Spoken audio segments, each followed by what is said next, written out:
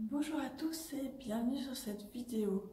Je fais cette vidéo aujourd'hui pour vous expliquer pourquoi j'ai décidé de créer les chroniques de Maman pas parfaite. Donc tout ça a commencé lors de la naissance de mes filles et principalement de ma deuxième fille.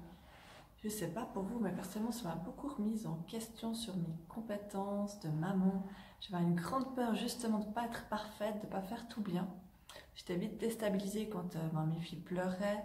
Et quand j'en ai eu deux, je me suis vite rendu compte que j'étais un petit peu dépassée.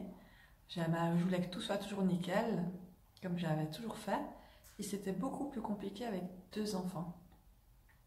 Et c'est vrai qu'une nuit, je me suis dit, j'ai envie de travailler dans le domaine pour aider les mamans à se rendre compte que de base parfaite, c'est juste normal. En fait, il y a à déculpabiliser. Parce que je me rendais compte que personne parlait des difficultés qu'ils avaient avec leurs enfants. Et moi, j'avais aucun problème à le dire que c'était pas facile. Et quand je lançais un sujet avec des copines qui avaient aussi des enfants du même âge, ou même plus petits ou plus grands, peu importe, et ben tout d'un coup, ça faisait écho et elles avaient aussi plein de choses à raconter.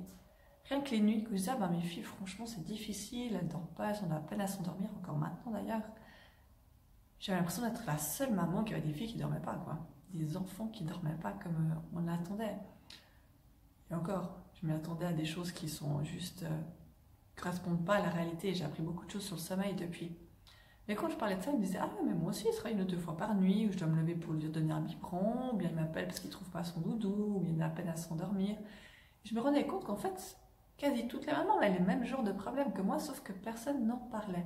C'était comme en parler, c'était comme dire: justement, j'ai échoué. Et moi, ça m'a vraiment, je me suis dit: mais faut aider ces mamans à déculpabiliser, à juste se rendre compte que c'est totalement normal, qu'on n'est pas parfait, quoi. Et que c'est pas toujours facile. Et on a le droit de dire que parfois on en a marre et qu'on est dépassé. Ça fait pas de nous des mauvaises mères pour autant, au contraire. De se rendre compte que c'est difficile, ça nous permet de nous remettre en question, puis d'essayer peut-être d'autres choses, peut-être de demander du soutien ailleurs. Et je pense que toutes les mamans se retrouvent dans ce genre de situation à un moment donné. Donc une nuit d'insomnie, j'ai eu cette idée de maman pas parfaite. Ma fille avait quelques mois, j'étais encore en congé maternité. Et je me suis dit: ouais, j'ai envie de faire ça, de créer quelque chose en lien avec les mamans pas parfaites. Peut-être de faire des cafés partage, ou de créer un site internet où on puisse échanger nos anecdotes, où on n'a juste pas été parfaite et que c'est ok en fait, que c'est normal et qu'on l'accepte. Donc ça a commencé un peu comme ça. J'ai fait une page Facebook qui s'appelait Maman pas parfaite, où je mettais des anecdotes où j'étais imparfaite en fait. Puis au fil du temps, j'ai un peu laissé tomber en prenant le travail et j'ai eu d'autres projets. J'ai créé mon autre site, plus en lien avec les soins, la thérapie pour enfants, les ateliers bien-être, etc. Je me suis vraiment commencé à m'éclater là-dedans. Et ces mamans pas parfaites sont restées un peu ensommeillées, si on peut dire. C'était un peu en stand-by. Et aujourd'hui, c'est revenu très fort pour moi. Parce que j'ai plein de mamans qui viennent en séance qui se sentent démunies et qui se remettent énormément en question parce que ça ne se passe pas comme elles avaient imaginé. Parce que c'est difficile. Et pour moi, ça remonte fort en moi que faut pouvoir dire à tout le monde que c'est normal que ça soit difficile et que ça ne fait pas de nous des mauvaises personnes. Même quand ça nous arrive de crier sur nos enfants, ça arrive à tout le monde. Et ça ne fait pas de nous des mauvaises mères pour autant. Et ça ne fait juste de nous des mamans imparfaites. Et je demande à quiconque qui est parfaite de nous le dire, parce que je pense vraiment que ça n'existe juste pas une maman parfaite. Et je pense que d'accepter de lâcher le fait que c'est normal d'être imparfaite et qu'on ne pourra jamais atteindre la perfection, c'est déjà un gros soulagement pour nous-mêmes, se dire: c'est ok, voilà, il y a des jours qui seront plus faciles que d'autres, il y a des jours où j'arriverai à être meilleure que d'autres avec mes enfants, et il y a des jours où ça ira juste pas, voilà, j'aurai une mauvaise nuit, je manquerai de sommeil, je serai impatiente, j'aurai des problèmes au travail, peu importe, mais il y a des moments où je vais m'énerver, il y a des moments où je ne serai pas la maman que j'ai envie d'être, et c'est normal et c'est ok, tout le monde l'est, et je le suis souvent.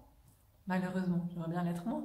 Il y a des périodes où je le suis souvent, où je me sens complètement dépassée. Mais juste de m'en rendre compte, ça permet de réfléchir à qu'est-ce que je peux mettre en place pour ne plus me sentir dépassée. Et ça permet souvent de trouver des petites solutions qui m'aident. Et c'est vraiment ce que j'ai voulu créer avec les chroniques de Maman pas parfaite. Je me suis lancée comme objectif de faire 50 interviews de mamans qui travaillent en lien avec la parentalité, la périnatalité, en lien avec les enfants. Parce qu'on pense peut-être que ces mamans-là, c'est des mamans qui savent mieux comment faire, vu qu'elles travaillent déjà dans ce domaine-là. Et de montrer que leur vie de maman, c'est aussi une vie de maman imparfaite. J'ai envie de parler avec ces mamans, les interviewer pour qu'elles puissent dire comment c'est vraiment leur vie de maman. Qu'elles puissent parler de manière authentique de ce qui est facile et ce qui l'est moins. Qu'elles puissent peut-être dire qu'il y a des choses qu'elles n'arrivent pas du tout. Ou au contraire dire des choses, parler de choses, de ce truc, d'astuces qui fonctionnent super bien pour elles. J'ai envie que les autres mamans puissent voir ces vidéos en se disant voilà, c'est normal, elles vivent la même chose que moi. Pour elles, c'est aussi difficile parfois. Et peut-être également se dire ah tiens, elles ont testé ça et ça fonctionne, peut-être que moi aussi, je pourrais essayer et ça m'aiderait. C'est vraiment l'unique but de ces chroniques de maman pas parfaite. Et je m'y attelle très sérieusement parce que je me suis donné comme objectif d'en faire 50 jusqu'à fin août 2019. Donc j'espère sincèrement que vous allez suivre ma chaîne YouTube Nathalie Clément ou me suivre sur Facebook sur ma page Maman pas parfaite et que vous allez regarder ces mamans pour vous déculpabiliser, pour vous faire du bien, pour vous rendre compte que vous n'êtes juste pas seul. Voilà. J'espère sincèrement que ça vous aidera.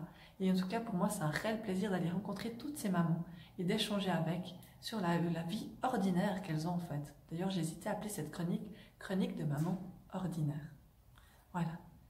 Je vous remercie d'avoir regardé ma vidéo et j'espère vous revoir bientôt dans un contexte ou un autre. Et peut-être que vous regarderez mes chroniques de maman pas parfaite et que j'espère sincèrement qu'il y en a qui vous parleront et qui vous aideront dans votre quotidien. Ou à déculpabiliser ou à trouver des trucs qui puissent vous aider.